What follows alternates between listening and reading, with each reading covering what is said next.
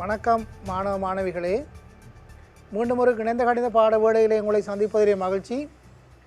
இன்றைய பாட வேளையானது ஆள்கூட்டு கேத்திர கணிதத்தின் இரண்டாவது பாட வேளையாக அமைய இருக்கின்றது. இந்த ஆள்கூட்டு கேத்திர கணிதத்திலே நாங்கள் ஆரம்ப விடயங்களை கற்றுக்கொண்டிருந்தோம். ஆரம்ப விடயங்கள் என்று சொல்லப்படுகின்ற பொழுது ஆள்கூட்டு கேத்திர கணிதத்திலே வருகின்ற தளம் பற்றிய எண்ணக்கருவையும் அந்த தளத்திலே புள்ளி ஒன்றின் அமைவை குறிக்கின்ற பொழுது அதனுடைய ஆள்கூறுகள் பற்றிய விடயங்களையும் அந்த ஆள்கூறுகளை நாங்கள் பார்க்கின்ற பொழுது எக்ஸ் ஆள்கூறு y ஆள்கூறு போன்றவற்றினையும் நாங்கள் கற்றுக்கொண்டிருந்தோம். அதன் தொடர்ச்சியாக நாங்கள் கற்றுக்கொண்ட விடயமாக இந்த ஆள்கூட்டு தளத்திலே இந்த ஆள்கூட்டு தளத்திலே வருகின்ற பொழுது இரண்டு புள்ளிகள் தரப்படுகின்ற பொழுது அந்த இரண்டு புள்ளிகளையும் இணைக்கின்ற நேர்கோட்டு துண்டினுடைய நீளத்தை நாங்கள் கண்டிருந்தோம்.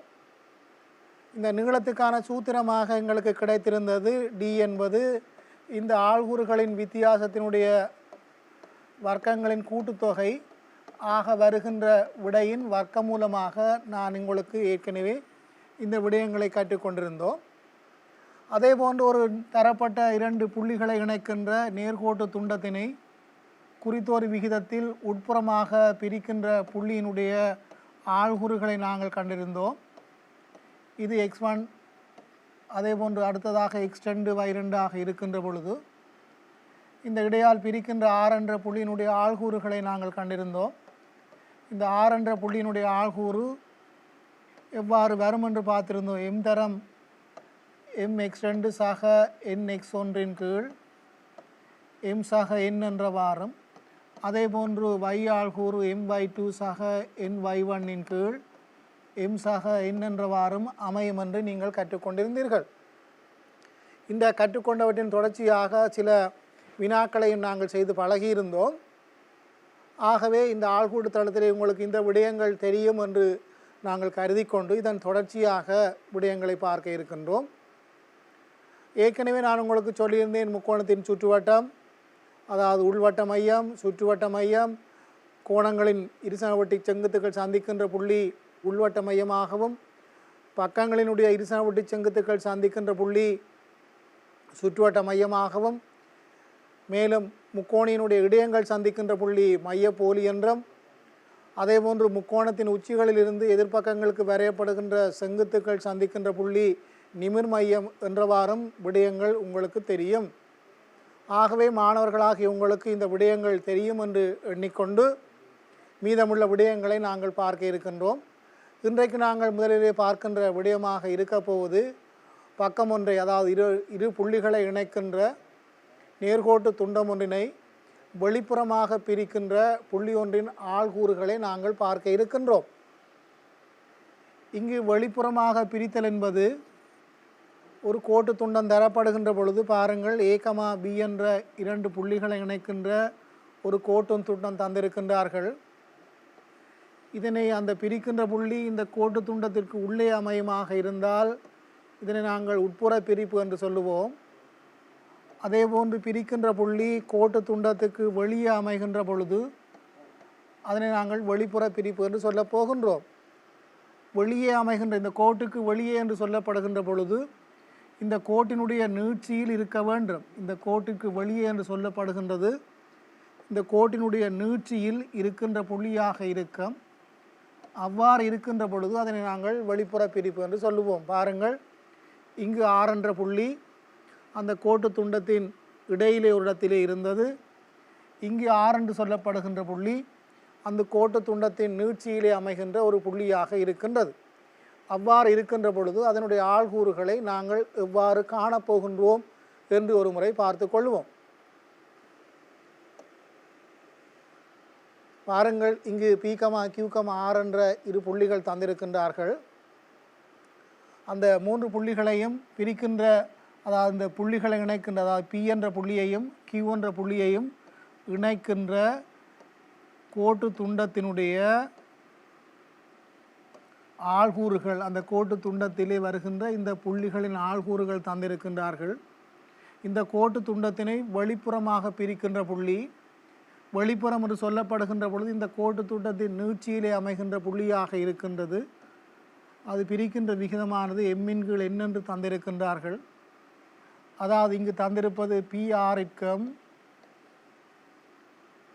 ஆர்கியூவுக்கும் இடையிலான விகிதம் எம்முக்கு என்னாக இருக்கின்றது. அதாவது இந்த ஆர் என்ற புள்ளி பிக்யூ என்ற கோட்டு துண்டத்துக்கு வெளியிலே அமைகின்றது. ஆகவே வெளிப்புற பிரிப்பு.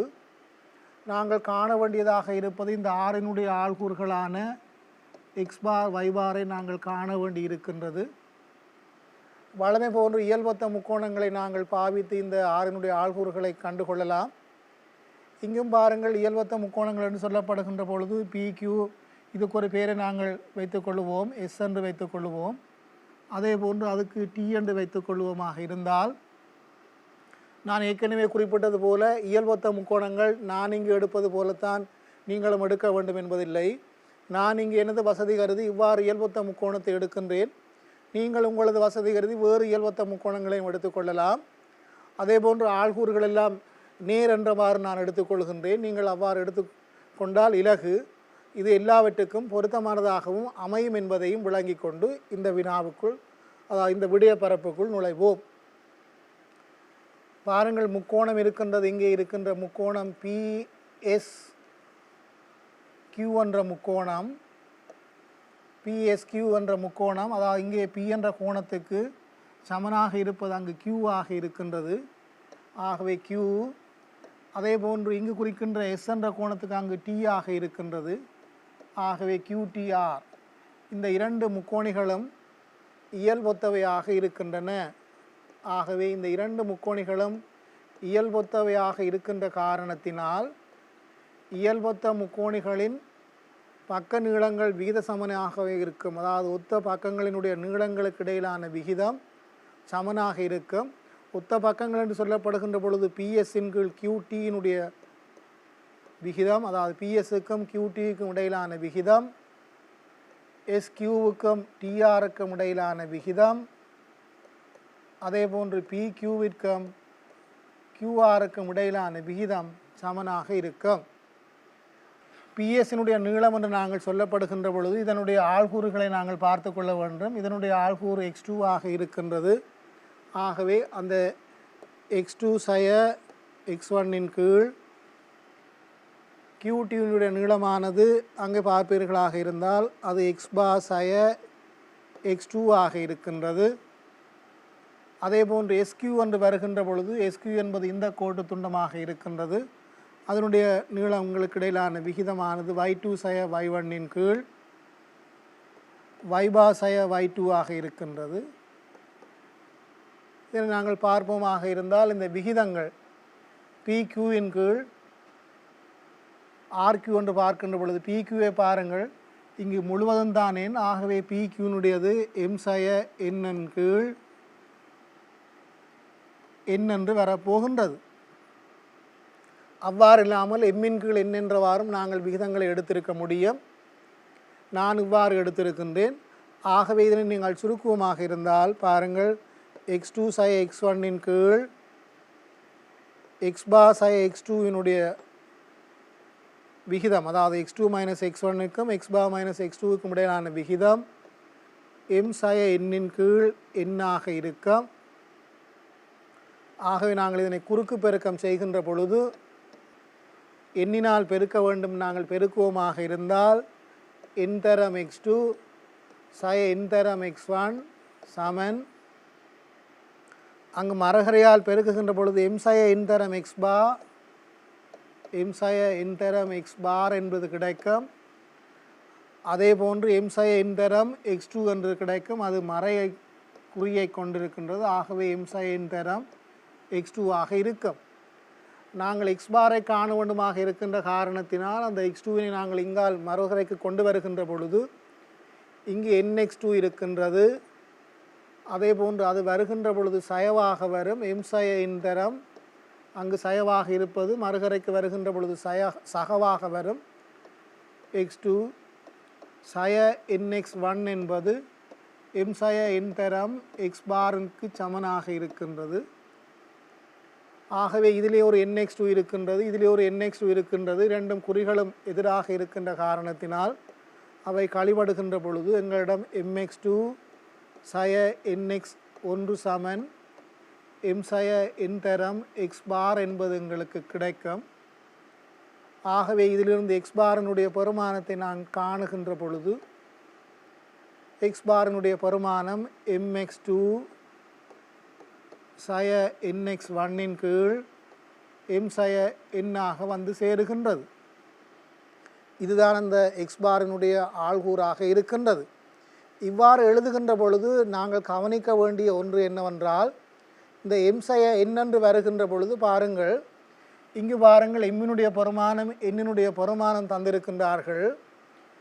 இந்த எம்மினுடைய பெருமானம் எண்ணினுடைய பெருமானத்துக்கு சமனாக வருமாக இருந்தால், இரண்டு பெருமானங்களும் சமனாக வருமாக இருந்தால் என்ன நடக்கும் என்றால், இந்த Q என்ற புள்ளி, அதாவது இங்கே பிரிக்கின்ற பொழுது ஆறின் கீழ் மறுகரையால் வருகின்ற பொழுது ஆர் என்ற புள்ளி இங்கு மாறி வந்துவிடும். அதாவது எண்ணை நாங்கள் எம்முக்கு சமன் என்று எடுப்போமாக இருந்தால் இந்த பி என்ற புள்ளியும் ஆர் என்ற புள்ளியும் ஒன்றாக வந்துவிடும். ஆகவே நாங்கள் எம் வந்து எண்ணிற்கு சமன் அல்லாத போதுதான் இந்த விகிதத்தை நாங்கள் பாவிக்கக்கூடியதாக இருக்கும். எம்மினுடைய பெருமானம் எண்ணினுடைய பெருமானம் இரண்டையும் பார்க்கின்ற பொழுது ஒன்று ஒன்றை விட பெரிதாக இருக்கும் அல்லது ஒன்று ஒன்றை விட சிறிதாக இருக்கும். எது பெரிது எது சிறிது என்பது எங்களுக்கு ஒரு பிரச்சனையாக அமையப் போவதில்லை. ஏன், என்னுடைய பெருமானம் எம்மை விட பெரிதாகவும் அமையலாம். அவ்வாறு அமைந்தாலும் நாங்கள் விடையினை பெற்றுக்கொள்வோம். ஆனால் இரண்டும் சமனாக அமைகின்ற பொழுது அது இங்கும் நீங்கள் பார்க்கலாம். இரண்டும் சமனாக அமையுமாக இருந்தால் இந்த கோவையிலே நீங்கள் பார்க்கின்ற பொழுது அங்கு ஒரு கருத்து அற்ற தன்மை வருகின்றது. ஆகவே அது சமன் அல்ல என்பது கணக்கிலே குறித்து கொள்ள வேண்டும். நாங்கள் செய்கின்ற பொழுது அல்லது விடையை எடுக்கின்ற பொழுது எடுத்த பின்னரும் எம் ஆனது எண்ணிற்கு சமனல்ல என்று ஒரு முறை குறித்து கொள்ளுங்கள். ஏன் இதனை நீங்கள் குறிக்க வேண்டுமென்றால், இணைந்த கணிதத்தை கற்கின்ற நீங்கள் ஒவ்வொரு விடயங்களும் முக்கியமானவை. ஆகவே நீங்கள் ஒவ்வொரு இடங்களையும் எழுதுகின்ற பொழுது அந்தந்த இடங்களிலே அவற்றை நன்கு கவனித்து எழுத வேண்டும். இதே போன்று நாங்கள் வையினுடைய ஆள்கூறுகளை காண வேண்டுமாக இருந்தால் வையினுடைய ஆள்கூறுகளை காணுகின்ற பொழுது இங்கு பாருங்கள், அதே போன்றுதான் இங்கும் ஒரு சுருக்கல் வரப்போகின்றது. எண்ணினால் பெருக்க வேண்டும். எண்ணினால் பெருக்குகின்ற பொழுது y2 சய y1 ஆக வரும். அதே போன்று எம் சய என் தரம் மறுகரையிலே y சய y2 ஆக வரப்போகின்றது. ஆகவே இங்கும் எம் சய என் தரம் y அங்கு நாங்கள் சுருக்குவமாக இருந்தால் இங்கு என் தரம் y2 சய என் தரம் y1 மறுகரையில் இருந்து வருகின்ற எம் சய என் தரம் y2 என்பது இங்கு கூட்டலாக வருகின்றது. எம் சய என் தரம் y2 சமன் எம் சய என் தரம் y பாராக வருகின்றது. ஆகவே இதிலிருந்து நான் y பாரை கணிக்கின்ற பொழுது இங்கு ஒரு ny2 இங்கு ஒரு ny2 இல்லாமல் போகின்றது. ஆகவே my2 சய ny1 முழுவதின் கீழ் எம் சய என் என்பது எனக்கு விடையாக கிடைக்கின்றது. இதுதான் வையாள்கூறாக இருக்கின்றது. எக்ஸ் ஆள்கூறாக மேலே தரப்பட்ட விடயம் இருக்கின்ற அதே வேளை வையாள்கூறாக கீழே தரப்பட்டது இருக்கின்றது. ஆகவே இந்த ஆள்கூறுகள் எவ்வாறு என்பதை நாங்கள் பார்த்து விட்டோம். இதனை நாங்கள் சுருக்கமாக குறிப்பிடுவோமாக இருந்தால், அதாவது எந்த ஒரு விடயத்தை நீங்கள் கற்றுக்கொண்ட பின்னர் அதனை சுருக்கமாக நீங்கள் மனதிலே நிலைநிறுத்தி கொள்ள வேண்டும். அந்த மனதிலே நிலைநிறுத்தி கொள்வதற்காக நீங்கள் விடயங்களை சிறிதாக எழுதி வைத்துக் கொள்ள வேண்டும். பாருங்கள் மாணவர்களை, நாங்கள் கற்ற விடயம் இப்பொழுது இதனை வெளிப்புறமாக பிரிக்கின்ற பொழுது, வெளிப்புறமாக என்று சொன்னால் அந்த புள்ளியானது வெளியில் இருக்க வேண்டும். இது P ஆக இருக்கின்றது, இது Q ஆக இருக்கின்றது. இதனுடைய நீட்சியிலே அந்த புள்ளி இருந்தது R என்ற புள்ளி. R என்ற புள்ளியினுடைய ஆள்கூறுகள் எக்ஸ் பார் y பார் என்று போட்டிருந்தோம். இதனுடைய ஆள்கூறுகள் x1 y1 என்று போட்டிருந்தோம். அதே போன்று இதனுடைய ஆள்கூறுகளை x2 y2 என்று போட்டிருந்தோம். இது m n ஆக இருக்கின்றது. ஆகவே அந்த ஆறினுடைய ஆள்கூறுகள் இந்த m தரம், இந்த எம்மினால் இந்த ஆள்கூறை பெருக்க வேண்டும். m தரம் x2 என்று வரும். அதே போன்று n தரம் இந்த ஆள்கூறு வரும், அதனை கழிக்க வேண்டும். n தர x1 முழுவதின் கீழ் m சய n என்பதும் அதே போன்று வையாள்கூறுகளுக்கும் நாங்கள் செய்கின்ற பொழுது எம் தரம் இந்த ஆள்கூறு y2 என்பதும் எம் தரம் y2 சய என் தரம் y1 கீழ் எம் சய என் என்பது உங்களுக்கு கிடைக்கும். இதுதான் ஆர் என்ற புள்ளியினுடைய ஆள்கூறுகளாக இருக்கின்றது. ஆர் என்ற புள்ளி இந்த PQ என்ற கோட்டினை வெளிப்புறமாக பிரிக்கின்றது எம்மிற்கு என் என்ற விகிதத்தில். எம் எண்ணிற்கு சமனாக இருத்தல் நன்று அன்று, ஆனால் எண்ணினுடைய பெருமானம் எம்மை விட பெரிதாக அமையலாம். அவ்வாறு அமைகின்ற சந்தர்ப்பத்திலே இது எம்மாக இருந்தால் இது எண்ணாக அமையும். இவ்வாறும் அமைதல் தவறு அல்ல. ஆயினும் இதனை நாங்கள் வேறு வகையால் குறித்து கொள்ள முடியும். இந்த புள்ளி ஆறாக இது எம்மாக இது எண்ணாக இருந்தால் இவ்வாறும் அமைய முடியும். இவ்வாறு அமைவதும் முன்னர் அமைவது இதே போன்ற ஒரு விடயத்துக்குத்தான் எங்களுக்கு இட்டு செல்லும். ஆகவே இதனையும் நாங்கள் காண்பது எங்களுக்கு கடினமான ஒன்று அல்ல. ஆகவே மாணவர் மாணவிகளாக நீங்கள் இந்த உட்புற பிரிப்பு வெளிப்புற பிரிப்பு இரண்டையும் செய்திருக்கின்றீர்கள். இந்த வெளிப்புற பிரிப்பையும் உட்புற பிரிப்பு போல் எடுத்துக்கொண்டு கணக்குகளை செய்ய முடியும். ஆயினும் வெளிப்புற பிரிப்பினை வெளிப்புற பிரிப்பு என்றவாறே செய்கின்ற பொழுது உங்களுக்கு நேரத்தை மீதப்படுத்தக்கூடியதாக இருக்கும் என்பதை ஞாபகத்தில் கொள்ளுங்கள். பாருங்கள், 2 புள்ளிகள் தந்திருக்கின்றார்கள் A, B. ஏயினுடைய ஆள்கூறுகள் 1, 2, பியினுடைய ஆள்கூறுகள் 3, 4. இதிலே ஆர் என்ற ஒரு புள்ளி இருக்கின்றது. ஆர் என்ற புள்ளி இதனை 3க்கு 2ஆக பிரிக்கின்றது என்று வைத்துக் கொள்ளுங்கள். இந்த ஆறினுடைய ஆள்கூறுகளை நான் காண வேண்டும். இந்த ஆறினுடைய ஆள்கூறுகளை நான் காண வேண்டுமாக இருந்தால் எனக்கு இந்த விகித சம பிரிப்பு பற்றின அறிவு இருக்கின்ற காரணத்தினால் இந்த 3னால் அந்த ஆள்கூறை நான் பெருக்க வேண்டும். 3னால் 3ஐ பெருக்க வேண்டும்.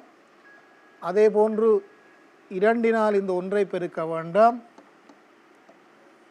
பெருக்கிய பின்னர் வருகின்ற விடையினை நான் 3 சக 2னால் பிரித்து கொள்ள வேண்டும். அதே போன்று 3னால் அந்த 4ஐ பெருக்க வேண்டும். சக அதே போன்று 2னால் இந்த 2ஐ பெருக்க வேண்டும். 2 தர 2 வருகின்ற விடையினை நான் 3 சக 2னால் பிரித்து கொள்ள வேண்டும். ஆகவே 3 தர 3 என்பது 9 சக 2 என்பது 11 கீழ் 5ஆக இது இருக்கின்ற அதே வேளை 3 தர 4 12 சக 4 என்று சொல்லப்படுகின்ற பொழுது 16 கீழ் 5ஆக 6 இருக்கின்றது. ஆகவே 6 என்ற புள்ளியினுடைய ஆள்கூறு 11 கீழ் 5, 16 கீழ் 5ஆக இருக்கின்றது. இது ஒரு கோட்டு துண்டத்தை உட்புறமாக பிரிக்கின்ற ஒரு புள்ளியாக இருக்கின்றது. இந்த புள்ளியின் ஆள்கூறுகளை நாங்கள் கண்டிருக்கின்றோம். பாருங்கள், இதனை நான் இன்னும் ஒரு வினாவாக நான் செய்கின்ற பொழுது 2 புள்ளிகள் தந்திருக்கின்றார்கள் என்று வைத்துக் கொள்ளுங்கள். A என்ற ஒரு புள்ளி, அதே போன்று B என்ற ஒரு புள்ளி. ஏயினுடைய ஆள்கூறுகள் 1, 4, பியினுடைய ஆள்கூறுகள் 2, 3 என்று வைத்துக் கொள்ளுங்கள். இதில் வெளிப்புறமாக பிரிக்கின்ற புள்ளி R என்பது இந்த விகிதம் 2க்கு 1 என்று வைத்துக் கொள்வோம். ஆகவே இந்த ஆறினுடைய ஆள்கூறை நான் காண வேண்டுமாக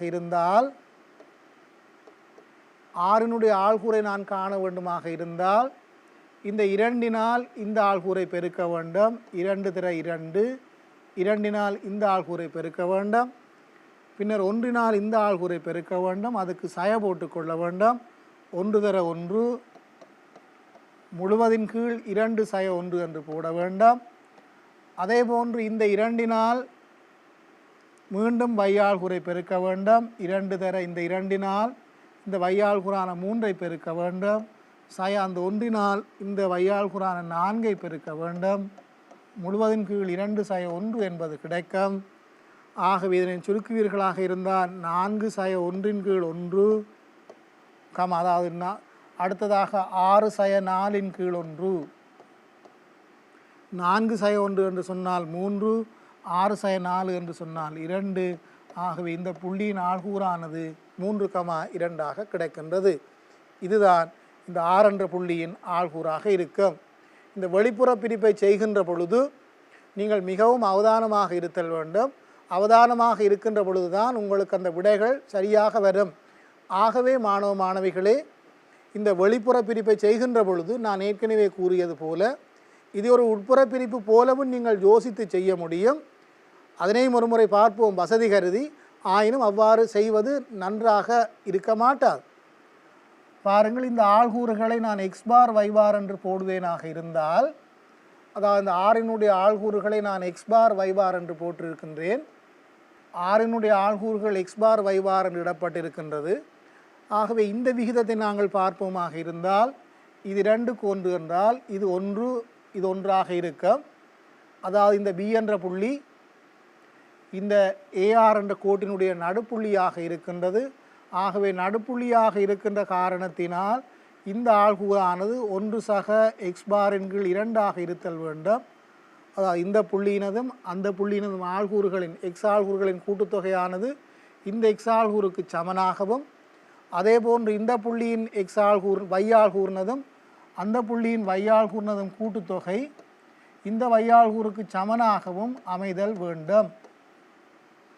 இதனை நீங்கள் சுருக்குவீர்களாக இருந்தால் 4 சமன் 1 சக எக்ஸ் பார் என்று வரும். இதிலிருந்து எக்ஸ் பாருக்காக எங்களுக்கு கிடைக்கின்ற பெருமானம் 3ஆக இருக்கும். அதே போன்று இங்கு 6 சமன் 4 சக y பார் என்று வருகின்றது. ஆகவே y பாருக்கு கிடைக்கின்ற விடை 2ஆக இருக்கின்றது. அதிலிருந்து எங்களுக்கு 6க்கு கிடைக்கின்ற ஆள்கூறுகள் 3,2ஆக வரும். பாருங்கள், இந்த வெளிப்புற பிரிப்பினை நான் ஒரு உட்புற பிரிப்பு போல எடுத்து செய்திருக்கின்றேன். ஆயினும் வெளிப்புற பிரிப்பை வெளிப்புற பிரிப்பாகவே செய்து கொள்ளுதல் தான் உங்களுக்கு நன்மையானது என்பதை மாணவர்கள் ஞாபகத்தில் வைத்துக் கொள்ளுங்கள். இதனோட தொடர்ச்சியாக மீதமுள்ள சில விடயங்களை நாங்கள் பார்ப்போம். இங்கு பாருங்கள், வெளிப்புற பிரிப்புக்கான ஒரு படம் தரப்பட்டிருக்கின்றது. இந்த படத்தை பாவித்து நாங்கள் எவ்வாறு கண்டுகொண்டோம் என்ற விடயத்தை நான் ஏற்கனவே பார்த்திருக்கின்றேன். 3 புள்ளிகள் தந்திருக்கின்றார்கள். இந்த 3 புள்ளிகளின் ஆள்கூறுகள் முறையே 0,1 முதலாவது புள்ளி, இரண்டாவது புள்ளியாக தந்திருந்தார்கள் -1,3 என்பது, மூன்றாவது புள்ளியாக தந்திருந்தார்கள் 1,1 என்று. இந்த 3 புள்ளிகளும் ஒரே நேர்கோட்டில் உள்ளன என கேட்டிருக்கின்றார்கள். அவ ஒரே நேர்கோட்டில் உள்ளன தரப்படுகின்ற சொல்லப்படுகின்ற பொழுது ஒரு கணித்தலுக்கு வசதியாக ஏயினை நான் 0,1 என்றும் பியினை நான் -1,3 என்றும் அதே போன்று சியினை நான் 1,1 என்றும் குறித்து கொள்ளுகின்றேன். எனது வசதி கருதி நான் குறித்து கொண்ட பின்னர் எனக்கு தெரிந்திருக்கின்ற விடயம், அதாவது எங்களுக்கு தெரிந்திருக்கின்ற விடயம் இந்த கோட்டினுடைய நீளங்கள் சம்பந்தமாகத்தான் எங்களுக்கு தெரிந்திருக்கின்றது. ஆகவே அந்த நீளங்களை பயன்படுத்தி கொள்ளுவோம். நீளங்களை பயன்படுத்துவதற்காக நான் ஏபியினுடைய நீளத்தை காணுகின்றேன். ஏபியினுடைய நீளத்தை காணுகின்ற பொழுது உங்களுக்கு தெரியும் 0 முழுவதின் வர்க்கம் சக 1/3 முழுவதின் வர்க்கம் வருகின்ற விடையினுடைய வர்க்கமூல பெருமானமாக இருக்க போகின்றது. இதனை சுருக்குகின்ற பொழுது 0 என்பது நேர் 1, அதே போன்று மறுகரையிலே வருகின்றது -2 என்பது, அதாவது இது 1இன் வர்க்கமாகவும் அடுத்ததாக -2இன் வர்க்கமாகவும் அமையும். இதனுடைய வர்க்கமூல பெருமானத்தை நான் எடுக்க வேண்டும். இதனுடைய வர்க்கமூல பெருமானமானது வர்க்கமூலம் 5ஆக இருக்கின்றது. ஆகவே இந்த ஏபியினுடைய நீளம் வர்க்கமூலம் 5ஆக இருக்கின்றது. அதே போன்று இன்னும் ஒரு நீளத்தை கண்டுகொள்ளலாம். பிசியினுடைய நீளம், பிசியினுடைய நீளம் என்று நான் சொல்லுகின்ற பொழுது -1 முழுவதின் வர்க்கம், அதே போன்று 3/1 முழுவதின் வர்க்கமாக இருக்கின்றது. இதனுடைய வர்க்கமூல பெருமானத்தை நான் காண வேண்டும். இது 2ஆக வருகின்றது, அது -2இன் வர்க்கம். அடுத்ததாக 3/1 என்று சொல்லப்படுகின்ற பொழுது 4இனுடைய வர்க்கம். உங்களுக்கு தெரியும் 2இன் வர்க்கம் 4, அதே போன்று 4 வர்க்கம் 16. பெருமானங்களை போடாமலும் 2இன் வர்க்கத்தை நீங்கள் வெளியில் எடுத்து சுருக்க முடியும். இதனுடைய நீளமானது 2 வர்க்கமூலம் 5 ஆக வருகின்றது. இப்பொழுது நான் ஏசியினுடைய நீளத்தை கணித்துக் கொள்கின்றேன். ஏசியினுடைய நீளம் என்பது AC இரண்டையும் பாவிக்க வேண்டும். 0,1 முழுவதின் வர்க்கம் சக இங்கு 1/1 முழுவதின் வர்க்கம் என்று நான் காணுகின்ற பொழுது இதனுடைய பெருமானமாக எனக்கு மறை ஒன்றினுடைய வர்க்கம் சக 2 வர்க்கம், இதனுடைய வர்க்கமூல பெருமானம். இதனை நீங்கள் சுருக்குவீர்களாக இருந்தால் வர்க்கமூலம் 5 விடை வருகின்றது. ஆகவே எங்களுக்கு ஏபியினுடைய பெருமானம் வர்க்கமூலம் 5, அதே போன்று ஏசியினுடைய பெருமானம் வர்க்கமூலம் 5, பிசியினுடைய பெருமானம் 2 வர்க்கமூலம் 5 இருக்கின்றது. இதிலிருந்து எங்களுக்கு என்ன தெரிகின்றது என்றால், இந்த ஏ என்ற புள்ளி பி என்ற புள்ளிகளுக்கு இடையிலான தூரம் வர்க்கமூலம் 5, அதாவது பி என்ற புள்ளி ஏயிலிருந்து வர்க்கமூலம் 5 இருக்கின்ற அதே வேளை சி என்ற புள்ளியும் ஏயிலிருந்து வர்க்கமூலம் 5 இருக்கின்றது. அதாவது ஏ என்ற புள்ளியிலிருந்து பி என்ற புள்ளியினுடைய தூரமும் சி என்ற புள்ளியினுடைய தூரமும் சமனாக இருக்கின்றது. ஆகவே இது இவ்வாறு தான் அமைதல் வேண்டும். ஏ என்ற புள்ளியிலிருந்து பி என்ற புள்ளி இருக்கின்றது வர்க்கமூலம் 5 தூரத்திலே, அதே போன்று சி என்ற புள்ளியும் இருக்கின்றது வர்க்கமூலம் 5 தூரத்திலே. இவ்வாறு இருக்கின்ற பொழுது இது ஒரு நேர்கோடாக அமைய வேண்டும் என்ற தேவை கிடையாது. உங்களுக்கு இவ்வாறு அமைதல் என்றது இவ்வாறும் அமைந்திருக்க முடியும். ஏ என்ற புள்ளியிலிருந்து பியும் இவ்வாறும் அமைந்திருக்க முடியும். இவ்வாறு அமைந்திருந்தால் இது வர்க்கமூலம் 5 இது வர்க்கமூலம் 5 அமைகின்ற பொழுது இவ்வாறு அமைந்திருந்தால் இது 2 வர்க்கமூலம் 5 வரமாட்டாது. ஏன் வரமாட்டாது என்று சொன்னால், இது ஒரு முக்கோணமாக அமைகின்ற பொழுது அதில் ஏதாவது ஒரு விதியினை பாய்த்து நாங்கள் காண வேண்டும். அது இவற்றினுடைய கூட்டுத்தொகையாக அமைய மாட்டாது. இவற்றினுடைய கூட்டுத்தொகையாக அமைகின்ற காரணத்தினால் இது ஒரு நேர்கோடாகவே இருத்தல் வேண்டும். ஆகவே இந்த ஏபியினுடைய பெருமானத்தினதும் ஏசியினுடைய பெருமானத்தினதும் கூட்டுத்தொகை பிசியாக இருக்கின்ற காரணத்தினால் ஏ கமா பி கமா சி என்பன ஒரு நேர்கோட்டில் இருத்தல் வேண்டும். ஏ கமா பி கமா சி என்பன ஒரு நேர்கோட்டில் இருத்தல் வேண்டும். அதாவது ஏ கமா பி கமா சி என்பன ஓர் நேர்கோட்டு புள்ளிகள் ஆகும். இதுதான் எங்களிடம் கேட்டிருந்தார்கள். இந்த விடயங்கள் கணித்தல் இலகுவானது, ஆயினும் சாதாரண சிந்தனை எங்களுக்கு வேண்டும். அவ்வாறு சிந்திக்கின்ற பொழுதுதான் இந்த விடயங்களை நீங்கள் எழுத முடியும். அல்லாவிட்டால் எவ்வாறு எழுதுவது என்பது உங்களுக்கு பிரச்சனைக்குரிய ஒன்றாக இருக்கும். மாணவ மாணவிகளே, ஒரு வினாவை செய்ய முன்னர் அதனை எவ்வாறு கையாள போகின்றோம் என்பதை நீங்கள் முதலில் யோசித்து கொள்ள வேண்டும். இந்த வினாவை அணுகுகின்ற பொழுது 3 புள்ளிகள் தந்திருந்தார்கள். இந்த 3 புள்ளிகளும் ஒரே நேர்கோட்டில் இருக்க வேண்டும் என்றால் எங்களுக்கு தெரிந்த நீளங்களை மாத்திரம் பயன்படுத்தித்தான் இந்த வினாக்களை தீர்க்க வேண்டி இருந்தது. ஆகவே ஒரு கணித மாணவனாகிய உங்களுக்கு இந்த கணிதத்தை பயன்படுத்தி செய்கின்ற பொழுது எவ்வாறு இதனை அணுக வேண்டும் என்ற ஒரு திட்டத்துடன் தான் நீங்கள் அணுகி இருக்க வேண்டும். நீங்கள் நீளத்தை கணித்த பின்னர் யோசிப்பதிலும் பார்க்க முதலே உங்களுக்கு யோசித்தல் வேண்டும். எனக்கு தெரிந்தது நீளம்தான், ஆகவே நான் நீளத்தை தான் கணிக்க வேண்டும். நீளத்தை கணித்தால் என்ன நடக்கும்? 3 புள்ளிகள் ஒரு நேர்கோட்டில் இருக்க வேண்டுமாக இருந்தால் வேறு விதமாக இருக்க முடியும்.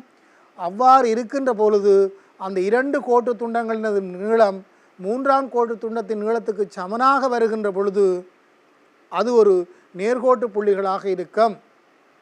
2 கோட்டு துண்டங்களின் நீளங்களின் கூட்டுத்தொகை 3ஆம் பக்கத்தை விட பெரிதாக வருகின்ற பொழுது அது ஓர் முக்கோணியாக அமையும் போன்ற விடயங்கள் உங்களுக்கு ஞாபகத்தில் இருத்தல் வேண்டும். அவ்வாறு இருக்கின்ற பொழுதுதான் இந்த வினாக்கள் இலகுவானவையாக அமையும். அவ்வாறு இல்லையாயின் இந்த வினாக்களை செய்த பின்னர் நீங்கள் அவை பற்றி யோசித்து கொள்ள வேண்டும். ஒரு கணிதத்தை கற்கின்ற உங்களுக்கு இந்த கணிதம் சம்பந்தமான எண்ணக்கருக்கள் நன்றாக வர வேண்டுமாக இருந்தால் ஒவ்வொன்றையும் செய்ததன் பின்னர் நன்றாக யோசித்து கொள்ளுங்கள். 3 புள்ளிகளிலும் ஆள்கூறுகள் எங்களுக்கு தந்திருக்கின்றார்கள். பியினுடைய ஆள்கூறு 1,8, கியூனுடைய ஆள்கூறு 3,2, அதே போன்று ஆரினுடைய ஆள்கூறு 9,4 என்று தந்திருக்கின்றார்கள்.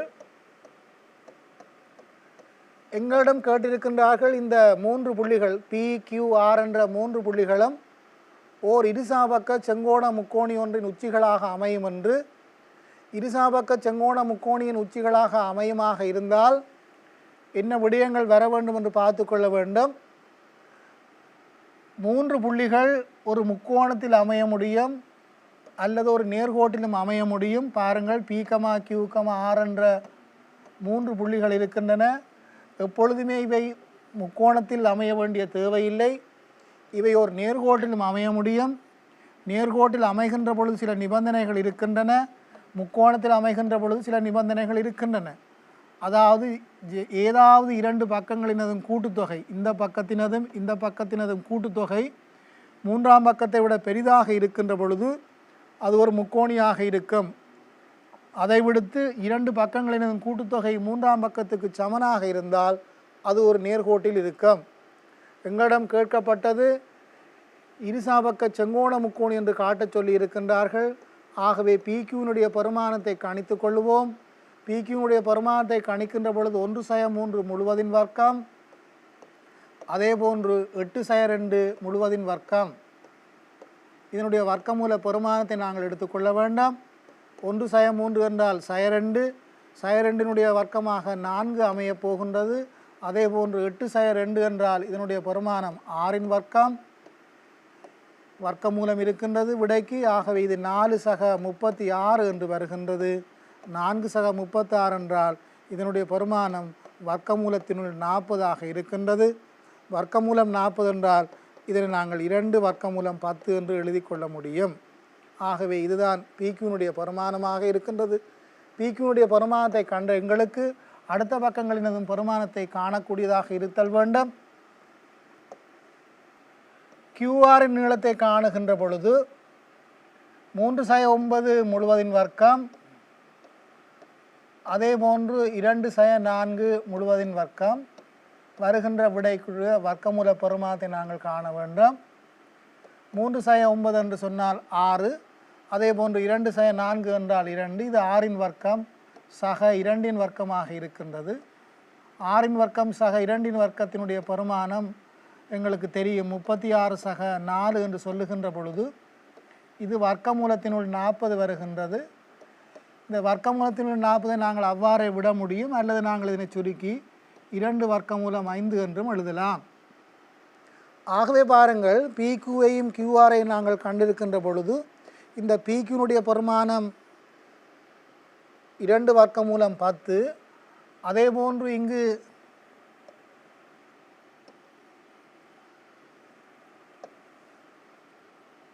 QRின் பெருமானமும் 2 வர்க்கமூலம் 10 வந்திருக்கின்றது. QRின் பெருமானம் 2 வர்க்கமூலம் 10, அதே போன்று PQனுடைய பெருமானமும் 2 வர்க்கமூலம் 10 இருக்கின்ற காரணத்தினால் எங்களுக்கு இப்பொழுது சொல்ல முடியும் PQவும் QRும் சமன். இரண்டும் சமனாக இருக்கின்ற காரணத்தினால் PQR என்பது ஓர் இருசமபக்க முக்கோணி. இது சமபக்கம் என்றதை மாத்திரமே எங்களுக்கு இப்பொழுது கூறக்கூடியதாக இருக்கும். ஏனெனில் நாங்கள் 2 பக்கங்களை மாத்திரமே கண்டிருக்கின்றோம். நாங்கள் கண்டிருக்கின்ற 2 பக்கங்களும் நீளத்தில் சமனாக இருக்கின்ற காரணத்தினால் PQR ஓர் இருசமபக்க முக்கோணி. மாணவ மாணவிகளை, இங்கு நான் 2 பக்கங்களை கணித்த பின்னர் இரண்டும் சமனாக வந்திருக்கின்ற காரணத்தினால் இருசமபக்க முக்கோணி என்று சொல்லியிருக்கின்றேன். அவ்வாறு இல்லாத விடத்து சில நேரங்களில் நீங்கள் 3 பக்கங்களையும் கணித்த பின்னர் தான் உங்களுக்கு இருசமபக்க முக்கோணம் சொல்லக்கூடியதாகவும் அமையலாம்.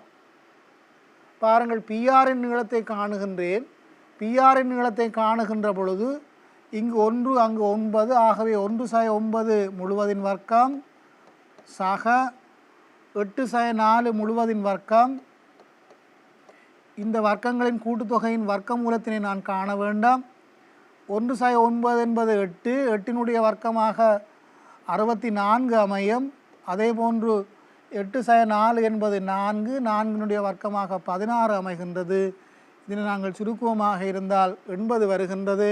80 வருகின்ற பொழுது இதனுடைய பெருமானம் 80 வருகின்றது. 80 வருகின்ற பொழுது நான் இதனை சுருக்குவாயினாக இருந்தால் இவ்வாறும் விட்டுக்கொள்ள முடியும். அல்லது நான் இதனை 2 எடுக்கின்ற பொழுது எனக்கு 2 வர்க்கமூலம் 20 என்று நாங்கள் எழுதி கொள்ள முடியும். அவ்வாறு சுருக்கி எழுத வேண்டும் என்ற தேவையில்லை. ஆயினும் இதனை நாங்கள் இவ்வாறு சுருக்கி எழுதினால் நன்று. இதனை மேலும் நாங்கள் சுருக்கி எழுத முடியும், இவ்வாறும் விட்டுவிட முடியும். அல்லது மேலும் நாங்கள் இதனை சுருக்குவமாக இருந்தால் 4 வர்க்கமூலம் 5 உங்களது வசதிக்கு ஏற்ற மாதிரி நீங்கள் சுருக்கி கொள்ளலாம். எங்களிடம் கேட்கப்பட்ட கேள்வி சுருக்கல் பற்றியதல்ல, ஓர் இருசபக்க செங்கோண முக்கோணி என்று காட்ட வேண்டும். ஆகவே சுருக்குதல் என்பது இங்கு முக்கியமான ஒன்று அல்ல. ஆயினும் சுருக்கி போடுதல் உங்களது கணித்தல்களை உங்களுக்கு இலகுவாக்கக்கூடும்.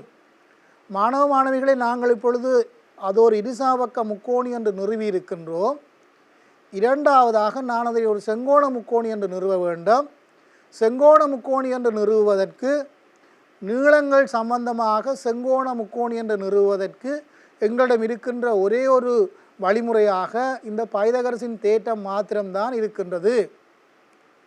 அதாவது நாங்கள் நீளம் வரைக்கும் தான் கற்றிருக்கின்ற காரணத்தினால் இந்த நீளங்களை மாத்திரம் பாவித்து செங்கோண முக்கோணி என்று காட்டுவதற்கு பைதகரசின் தொடர்பு மாத்திரமே எங்களிடம் இருக்கின்றது. நாங்கள் பின்னர் வேறு விடயங்களை கற்ற பின்னர் இந்த செங்கோண முக்கோணத்தை காட்டுவதற்கு நாங்கள் வேறு விடயங்களை பாவிக்க முடியும். ஆயினும் தற்போது நீளங்களை மாத்திரமே நாங்கள் கற்று வைத்திருக்கின்ற காரணத்தினால் பைதகரசின் தொடர்பை பாவித்து இது ஒரு செங்கோண முக்கோணி என்று காட்டப் போகின்றோம். பிக்யூனுடைய நீளத்தை கண்டிருந்தோம். எங்களுக்கு வந்தபடியாக வர்க்கமூலம் 40 இருந்தது. அதே போன்று கியூஆரினுடைய நீளத்தை கண்டிருந்தோம். வந்திருந்த விடையாக வர்க்கமூலம் 40 இருந்தது. பிஆரினுடைய விடையாக வர்க்கமூலம் 80 இருந்தது. ஆகவே இதிலிருந்து எங்களுக்கு சொல்ல முடியும், இந்த பிக்யூவின் வர்க்கத்தினதும் கியூஆரின் வர்க்கத்தினதும் கூட்டுத்தொகை பிஆரின் வர்க்கத்துக்கு சமனாக வருகின்றது. பிக்யூவின் வர்க்கத்தினதும் கியூஆரின் வர்க்கத்தினதும் கூட்டுத்தொகை பிஆர் வர்க்கத்துக்கு சமனாக வருகின்றது. இதனை நீங்கள் இவ்வாறு வைத்திருந்தால்தான் இலகுவாக இருக்கும். ஏன், வர்க்கமூலம் 40 வர்க்கம் 40, அதே போன்று வர்க்கமூலம் 40 வர்க்கம் 40, வர்க்கமூலம் 80 வர்க்கம் 80. ஆகவே இவை இரண்டையும் கூட்டுகின்ற பொழுது நேரடியாக இதனை நாங்கள் பார்த்து கொள்ள முடியும், 80. ஆகவே பிக்யூஆர் என்பது ஒரு செங்கோண முக்கோணியாக அமையும். பிக்யூஆர் என்பது ஓர் செங்கோண முக்கோணியாக அமையும். ஏன், பைதகரசை திருப்தி செய்கின்றபடியால் இது ஒரு செங்கோண முக்கோணி. ஏற்கனவே நாங்கள் இது ஒரு இருசாபக்க முக்கோணி என்று சொல்லி இருக்கின்றோம். ஆகவே இரண்டையும் நீங்கள் சேர்ப்பீர்களாக இருந்தால் இது ஓர் இருசாபக்க செங்கோண முக்கோணி என்று சொல்ல முடியும். இதனை பார்த்தோம். இந்த வினாவிலே 2 புள்ளிகள் தந்திருக்கின்றார்கள், ஏ கமா பி என்று. அந்த ஏயினுடைய ஆள்கூறுகள் தந்திருக்கின்றார்கள் B cos alpha B sine alpha என்று. அதே போன்று பியினுடைய ஆள்கூறுகள் தந்திருக்கின்றார்கள் A cos beta A sine beta என்று. இந்த பி என்ற புள்ளியினுடைய ஆள்கூறுகளை எங்களிடம் கேட்கின்றார்கள். இதனை பிரிக்கின்ற விகிதம் எங்களுக்கு தந்திருக்கின்றார்கள். பியிற்கு ஏ என்ற விகிதத்திலே பிரிக்கின்றது என்று தந்திருக்கின்றார்கள். ஆகவே நாங்கள் இந்த பியினுடைய ஆள்கூறை காண வேண்டுமாக இருந்தால் இந்த பியினுடைய ஆள்கூறு எவ்வாறு வரப்போகின்றது என்றால், இந்த பியினால் அந்த ஏ கோஸ் பீட்டாவை பெருக்க வேண்டும், பியினால் ஏ கோஸ் பீட்டாவை பெருக்க வேண்டும். வருகின்ற விடையுடன் ஏயினால் பி கோஸ் அல்ஃபாவை பெருக்க வேண்டும். இரண்டையும் கூட்டிய பின்னர் வருகின்ற விடையினை நாங்கள் ஏ சக பியினால் பிரிக்க வேண்டும். இதுதான் அந்த பி என்ற புள்ளியினுடைய எக்ஸ் ஆள்கூறாக இருக்கின்றது. பி என்ற புள்ளியினுடைய எக்ஸ் ஆள்கூறாக இருக்கின்றது. இதனை சுருக்குவமாக இருந்தால் எனக்கு ஏ பி கொஸ் பீட்டா, அதே போன்று ஏ பி கொஸ் அல்ஃபா முழுவதின் கீழ் ஏ சக பி என்பது அந்த எக்ஸ் ஆள்கூறாக இருக்க போகின்றது. ஏ சைன் பீட்டாவை பியினால் நான் ஏ சைன் பீட்டாவை பெருக்க வேண்டாம். அதே போன்று ஏயினால் பி சைன் அல்ஃபாவை பெருக்க வேண்டாம். வருகின்ற விடையினை நான் ஏ சக பியினால் பிரித்து கொள்ள வேண்டும். அவ்வாறு பிரிக்கின்ற பொழுது எனக்கு வருகின்ற விடையாக ஏபி சைன் பீட்டாவின் கீழ் சக ஏபி சைன் அல்ஃபா முழுவதின் கீழ் ஏ சக பி என்று கிடைக்கின்றது. என்னிடம் எக்ஸ் கமா வைக்கு ஒரு தொடர்பு கேட்டிருக்கின்றார்கள். ஆகவே நான் எக்ஸ் கமா வையை காண வேண்டுமாக இருந்தால் எக்ஸிற்கும் வைக்கும் இடையிலான தொடர்பை நான் காணுகின்ற பொழுது ஒன்றை ஒன்றால் பிரிப்பேனாக இருந்தால் எக்ஸின் கீழ் வை பிரிக்கின்ற பொழுது இங்கு வருகின்ற ஏபி என்பதும் இங்கு வருகின்ற ஏபி என்பதும் வெட்டுப்பட எங்களுக்கு வருகின்ற விடை மேலே கொஸ் பீட்டா சக கொஸ் அல்ஃபாவின் கீழே வருகின்ற விடையாக சைன் பீட்டா சக சைன் அல்ஃபா அமைகின்றது. ஆகவே மேலே வருகின்ற கொஸ் பீட்டா சக கொஸ் அல்ஃபாவுக்குரிய விரிவு கொஸ்சி சக கொஸ் டிக்கான விரிவாக எங்களுக்கு இருப்பது பாருங்கள். இதிலே கொஸ் பீட்டா சக கொஸ் அல்ஃபா என்பது கொஸ் பீட்டா சக கொஸ் அல்ஃபா என்பது 2 கொஸ் பீட்டா சக அல்ஃபாவின் கீழ் 2 தரம் கொஸ் பீட்டா சக அல்ஃபாவின் கீழ் 2 என்றதான ஒரு விரிவு இருக்கின்றது. அதே போன்று சைன் பீட்டா சக சைன் அல்ஃபாவுக்கு ஒரு விரிவு வரும். அந்த விரிவாக 2 சைன் பீட்டா சக அல்ஃபாவின் கீழ் 2 தரம் கொஸ் பீட்டா சக அல்ஃபாவின் கீழ் 2 என்றவாறு திருகோண கணிதத்திலே ஒரு விரிவு இருக்கின்றது.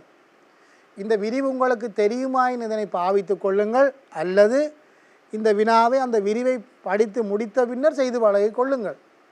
இவ்வாறு எழுதி பிரிக்கின்ற பொழுது பாருங்கள், ஒன்றை ஒன்றால் பிரிக்கின்ற பொழுது இந்த கொஸ் பீட்டா சை ஆல்ஃபா கொஸ் பீட்டா சை ஆல்ஃபா இரண்டுமே வெட்டுப்பட இரண்டும் வெட்டுப்பட எங்களுக்கு கிடைப்பது எக்ஸின் கீழ் y என்பது இரண்டும் வெட்டுப்படுகின்றது. கொஸ்ஸின் கீழ் சைன் என்று சொன்னால் கொட் பீட்டா சக அல்ஃபா என்று கிடைக்கும். இதை இரண்டையும் சுருக்குகின்ற பொழுது பீட்டா சக அல்ஃபாவின் கீழ் 2 என்பது கிடைக்கும். ஆகவே இதன்குள் 2ஐ நாங்கள் போட்டுக்கொள்ள வேண்டாம். கொட் பீட்டா சக அல்ஃபாவின் கீழ் 2.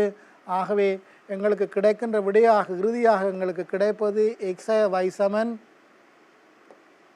xy கொட் பீட்டா சக அல்ஃபாவின் கீழ் 2 சமன் 0 என்பது எங்களுக்கு விடையாக கிடைக்கின்றது.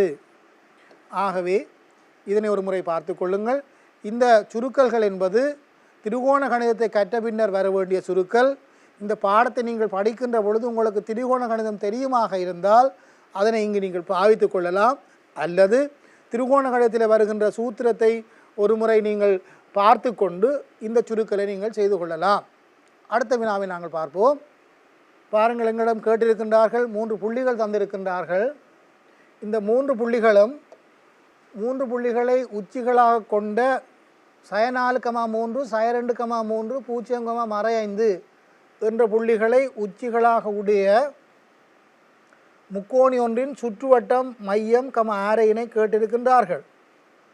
ஆகவே 3 புள்ளிகளையும் நான் ஒரு வட்டத்திலே குறித்து கொள்ளுகின்றேன். ஏ சய 4,3 சய 2,3 0,5. நீங்கள் குறிக்கின்ற பொழுது சரியே ஆள்கூட்டு அச்சுக்களை பற்றி நீங்கள் கவலைப்பட தேவையில்லை. அவ்வாறு நீங்கள் குறித்து கொள்ளலாம். ஆயினும் அவ்வாறு குறித்தல் உங்களிடம் எதிர்பார்க்கப்படவில்லை. நான் ஏற்கனவே கூறியது போல நீங்கள் இதனை ஆள்கூட்டு அச்சுக்களாக கருதி, அதாவது ஆள்கூட்டு தளத்திலே உரிய முறையில் புள்ளிகளை குறித்தல் நன்று என்று கூறிக்கொள்ள விரும்புகின்றேன். மாணவ மாணவிகள் எங்களிடம் கேட்டிருந்தார்கள், இந்த 3 புள்ளிகளினூடாக செல்கின்ற சுற்றுவட்டத்தினுடைய மையம் அரை, இதனை செய்கின்ற பொழுது உங்களுக்கு சுற்றுவட்டம் என்றால் என்ன என்பது சம்பந்தமாக தெரிந்திருத்தல் வேண்டும். முக்கோணியினுடைய சுற்றுவட்டம் என்பது முக்கோணியின் 3 உச்சிகளினூடாகவும் செல்லுகின்ற ஒன்று. இந்த சுற்றுவட்டமானது பக்கங்களின் இருசாவட்டு செங்குத்துக்கள் சந்திக்கின்ற புள்ளியை மையமாக கொண்டதாக அமையும். அதாவது இந்த பக்கம் இருக்கின்றது, இந்த பக்கத்தினதும் இருசாவட்டு செங்குத்து, அதே போன்று 3ஆம் பக்கத்தினதும் இருசாவட்டு செங்குத்து 3மே ஒரு புள்ளிக்குள்ளால் செல்லும். ஆகவே அந்த புள்ளிதான் மையமாக இருக்கும். இது மையம் என்று சொல்லப்படுகின்ற பொழுது மையத்திலிருந்து கீறுகின்ற இது ஆரையாக இருக்க போகின்றது. ஆகவே இந்த ஆரைகள் எல்லாமே சமனானவை, அதாவது வட்டத்தினுடைய ஆரைகள் நீளத்தில் சமனானவை. அந்த இயல்பை பாவிக்கின்ற பொழுது எங்களுக்கு இந்த மையத்தின் ஆள்கூறுகள் கண்டுகொள்ள முடியும். ஆகவே மையத்தின் ஆள்கூறுகளை நான் x, y என்று போடுவேனாக இருந்தால் அல்லது எக்ஸ் பா கமா ஒய் பா என்று நான் போடுவேனாக இருந்தால் எக்ஸ் கமா ஒய் பா அல்லது எக்ஸ் பா கமா ஒய் பாரிலே நீங்கள் சமன்பாடுகளை பெற்றுக்கொண்டு நீங்கள் கணித்தல் வேண்டும். எவ்வாறு சமன்பாடுகளை பெறுவதென்று நீங்கள் ஒருமுறை பார்ப்பீர்களாக இருந்தால் எங்களுக்கு இங்கு வட்டத்தின் ஆரை அதாவது நீளங்கள் தான் தெரிந்திருக்கின்றது. ஆகவே நீளங்கள் பற்றின விடயங்களைத்தான் பாவிக்க வேண்டும். ஆகவே இந்த ஏஓவின் நீளம், பிஓவின் நீளம், சிஓவின் நீளம் மூன்றுமே ஒன்றுக்கொன்று சமனானவை. ஏஓவின் நீளம், பிஓவின் நீளம், சிஓவின் நீளம் மூன்றுமே ஒன்றுக்கொன்று சமனானவை. ஏஓவின் நீளம் என்று சொல்லுகின்ற பொழுது இதனுடைய ஆள்கூறு எக்ஸ் கமா ஒய் என்ற காரணத்தினால் அது வெறும் எக்ஸ் சய 4. ஆகவே எக்ஸ் சய 4 முழுவதினுடைய வர்க்கமாக இருக்க போகின்றது. சக ஒய் சய 3 முழுவதினுடைய வர்க்கமாக இருக்க போகின்றது. இந்த கூட்டுத்தொகையின் வர்க்கமூல பெருமானத்தை காண வேண்டும். இது எதற்கு சமனாக இருக்குமாக இருந்தால் நாங்கள் இன்னும் ஒன்றை பாவித்து கொள்ளலாம். நான் இதனை பாவிக்கின்றேன். ஏன் அதனை பாவிக்கின்றேன் என்றால் அங்கு ஒரு பூஜ்ஜியம் இருக்கின்ற காரணத்தினால் அதனை சுருக்குதல் எனக்கு சுகமாக இருக்கின்றது. எக்ஸ் சய 0 அதே போன்று ஒய் சய 5 அதனுடைய வர்க்கமாக வர வேண்டும். இதனுடைய இரண்டினதும் கூட்டுத்தொகையின் வர்க்கமூலத்தை நான் காண வேண்டும். ஆகவே இதனை சுருக்குகின்ற பொழுது எனக்கு எக்ஸ் சக 4 முழுவதின் வர்க்கம் வரும். அதே போன்று ஒய் சய 3 முழுவதின் வர்க்கம் வருகின்றது. சமனாக மறுகரையிலே எக்ஸ் வர்க்கம் சக எனக்கு கிடைக்கின்ற பெருமானமாக ஒய் சக 5 முழுவதின் வர்க்கமாக வரப்போகின்றது. இரண்டு பக்கமும் வர்க்கமூலங்கள் இருக்கின்ற காரணத்தினால் இரண்டு பக்கமும் வர்க்கிக்கின்ற பொழுது அந்த வர்க்கமூலம் இல்லாமல் போக எனக்கு இவ்வாறு ஒரு சமன்பாடு கிடைக்கும். இந்த சமன்பாடை நான் சுருக்குவேனாக இருந்தால் இது எக்ஸ் வர்க்கம் சக இது 8x சக 16 என்று வரும். அதே போன்று மற்றது ஒய் வர்க்கம் சய 6y சக 9 என்று கிடைக்கும். அதே போன்று மறுகரையிலே எக்ஸ் வர்க்கம் சக அங்கும் வருவது ஒய் வர்க்கம் சக 10y சக 25 என்று கிடைக்கின்றது.